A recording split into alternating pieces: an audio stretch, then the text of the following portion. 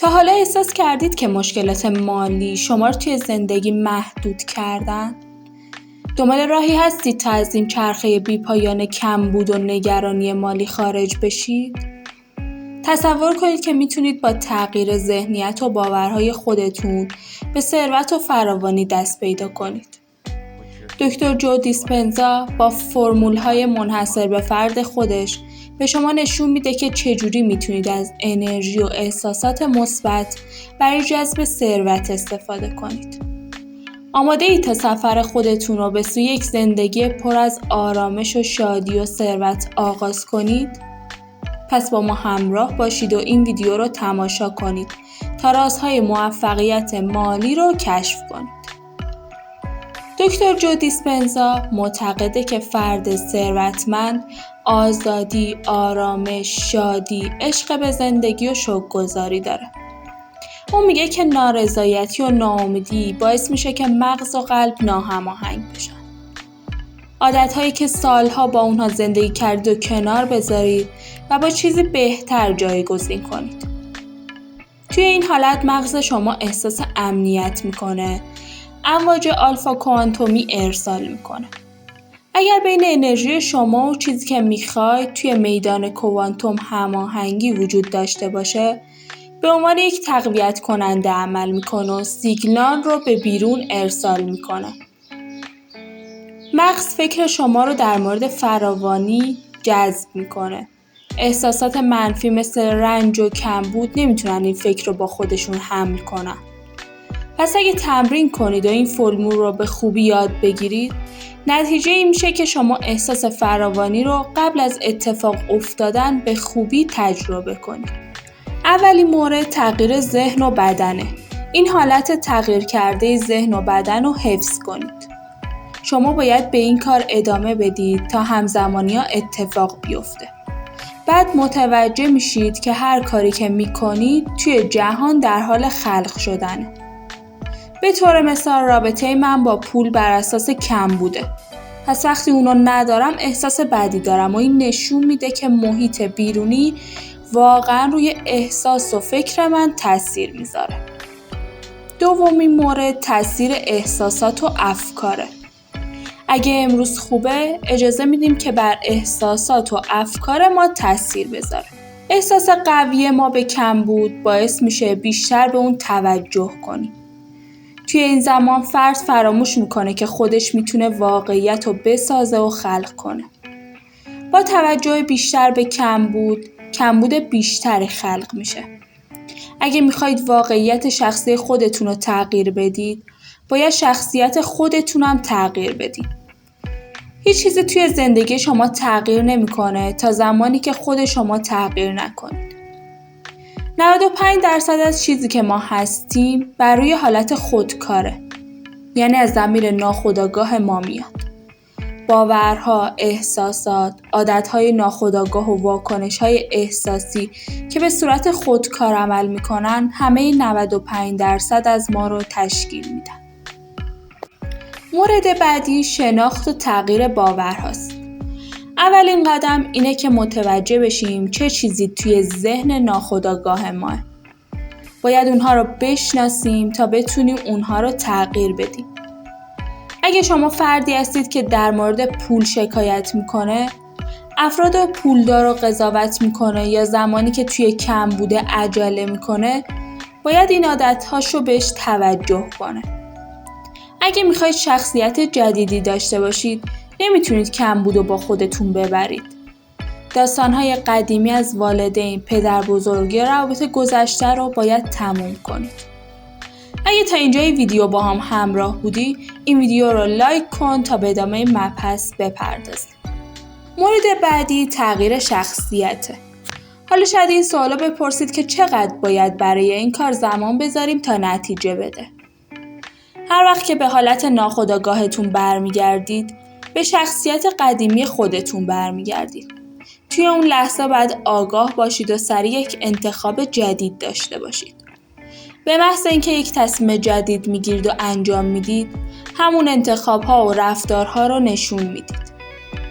ذهن تمایل داره به سمت همون عادت‌ها و احساسات و رفتارهای قدیمی برگرده. توی اون زمانها میتونید موفقیت‌های خودتون رو توی گذشته به خودتون یادآوری کنید.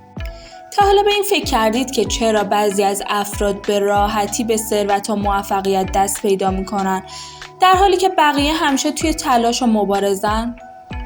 دکتر جو دیسپنزا معتقده که تفاوت اصلی توی ذهنیت و باورهای ما نهفته است. اگه میخواید بدونید چجوری میتونید با تغییر باورهای خودتون زندگیتون رو به طور کامل دگرگون کنید و به فراوانی و ثروت دست پیدا کنید، ادامه این ویدیو رو از دست ندید. رازهای موفقیت در انتظار شماست. اگه تا اینجای ویدیو با ما همراه بودی، نظرت راجع به این موضوع برامون کامنت کن. دکتر جو دیسپنزا میگه مردی بود که 3 بار تلاش کرده بود خودکشی کنه، اما حالا صدها میلیون دلار ثروت داره. اشتباهاتش، کارهایی که درست انجام نداده بود و بدهی‌هایی که داشت رو کنار گذاشت. اون باید دیگه اون فرد گذشته نباشه. اون از خودش میپرسه فرد ثروتمند چجوری زندگی میکنه.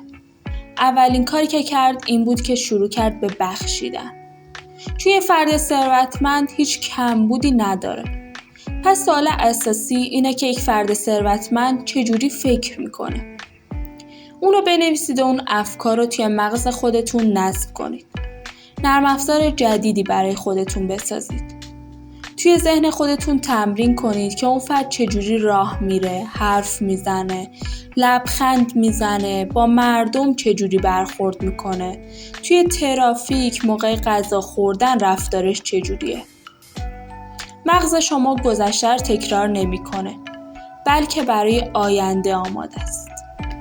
این کار فرقی با یاد گرفتن یک ساز یا مهارت جدید نداره.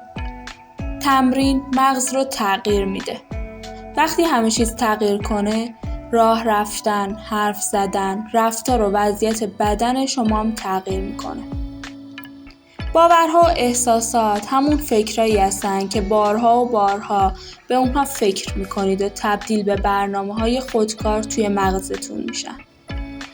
باورها در مورد همه چیز، روابط، پول و خدا، احساسات ما هستن. اگه به شما خیانت شده باشه و روی شما تاثیر عمیقی گذاشته باشه، باید شروع کنید به گفتن داستان جدیدی از آینده. شما باید به آینده باور بیشتری داشته باشید تا به گذشته. انرژی اون بیشتر از برنامه‌ها و باورهای ثبت شده توی مغز شما باید باشه. این کار به خاطر سخت تلاش کردن یا امید بیشتر داشتن نیست، بلکه بر اساس تغییره. برای ثروتمند شدن باید شخصیت قدیمیمون رو پشت سر بذاریم و آماده بشیم تا 95% از چیزی که هستیم رو تغییر بدیم. اولش سخته، چون میخواید از وضعیتی که با اون آشنا هستید وارد یه وضعیت ناشناخته بشید. اما نمیتونید پیش بینی کنید. این ناراحتی طبیعیه، اما باید با اون روبرو بشید. شما باید تصمیم بگیرید که دیگه از پول شکایت نکنید. از نداشتن پول ناراحت نباشید. پولدارها رو قضاوت نکنید و نارضایتی نداشته باشید. این همون چیزاییه که شما رو توی وضعیت فعلیتون نگه داشته. حالا دیگه پول و ثروت مهم نیست. مهم اینه که شما تبدیل به چه کسی میشید. درسته که مردم دنبال رابطه، شغل یا پولن، اما در حقیقت اونا به دنبال کامل شدن و آرامشن. وقتی کاملید هیچ چیزی نمیخواید. وقتی به این حالت برسید واقعا از غروب خورشید، غذا خوردن، بودن با دوستاتون لذت میبرید. افراد میلیاردر زیادی توی جهان هستن که از زندگی خودشون لذت نمیبرن. اونا میتونن از زندگی لذت ببرن و هر کاری بخوان انجام بدن، اما خوشحال نیستن، چون احساس کامل بودن نمیکنن. شما به پول نیاز ندارید، بلکه به یک فرصت نیاز دارید. مردم فکر میکنن باید چیزها رو با پول بخرن. اگه منتظر یک اتفاق باشید، در واقع در حال خلق آینده نیستید. باید هر روز از خودتون بپرسید چقدر این رویا رو میخواید. از جهان اطرافتون جدا شید. چشماتون رو ببندید. موسیقی آروم پخش کنید بدن خودتون رو آروم کنید و فکر نکنید که قراره چه اتفاقی بیفته.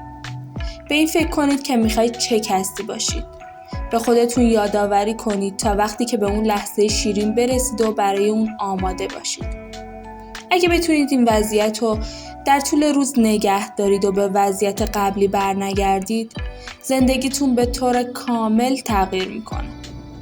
رویای آینده خودتون رو حفظ کنید، حتی زمانی که همه چیز توی زندگیتون در حال نابود شدن. به موفقیت رسیدن توی این حالت ممکنه دشوار به نظر برسه، اما با تمرین و پشت کار میتونید به اهداف خودتون دست پیدا کنید. دکتر جو دیسپنزا تأکید میکنه که برای تغییر واقعیت شخصی خودتون باید شخصیتتون رو تغییر بدید.